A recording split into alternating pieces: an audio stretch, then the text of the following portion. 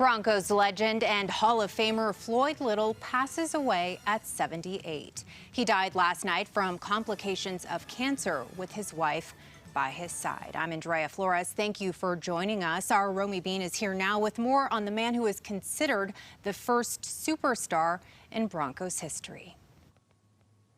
Yes, Andrea, nicknamed the franchise, Floyd Little was certainly the biggest superstar in Broncos, or the first superstar in Broncos history, but he was so much more than that. Little is one of the main reasons why the Broncos are still in Denver today. At a time when stars had no interest in being a Bronco, Little proudly wore the orange and blue.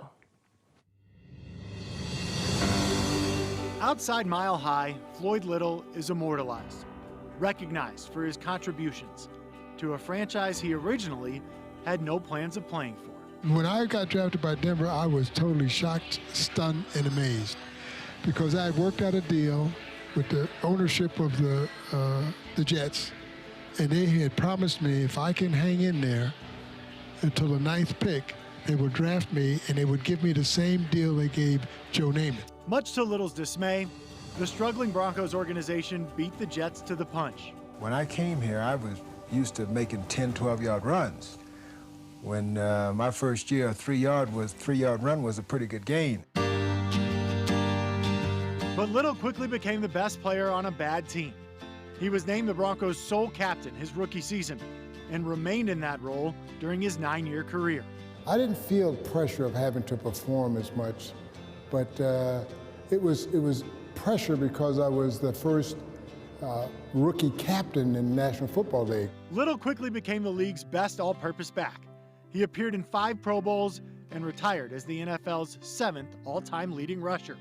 But awards and accolades don't do justice to his impact in Denver. The Broncos had never had a winning season before Little arrived, and at the time of his arrival, there were rumors the team might leave. But by the time he retired in 1975, the Broncos were on solid footing, and the team had an identity. To watch it mold and gel and to become the great team it is and has been for the last 4 or 5 years, I was a part of the birth of that. The team was winning, and Broncos fans showed their gratitude the best way they could, carrying Floyd off the field after his final game. At the 2-minute warning, when they counted down 2 minutes to go, and I looked up at the clock and saw it was 2 minutes left in the game, and I kind of broke down a little bit, and the fans came and picked me up and took me off the field. That was a memorable experience. Little was part of the Broncos' first Ring of Fame class in 1984, and in 2010, the man Broncos fans called the franchise was inducted into the Pro Football Hall of Fame. To Pat Bowlen and the whole entire Bronco organization, and to all the Bronco fans around the world, to all my friends and family are here, and those who could not be here, thank you. Very few people enjoy being a Hall of Famer more than Little. I asked that they make me 2 jackets because I'm gonna wear mine every day. That gold jacket serves as a reminder. Little not only elevated the Broncos franchise, he helped turn this dusty old cow town into Broncos country. And if there's anything that I want to be said about Floyd Little when it's all over, that he did it his way, right or wrong. He did the best he could do.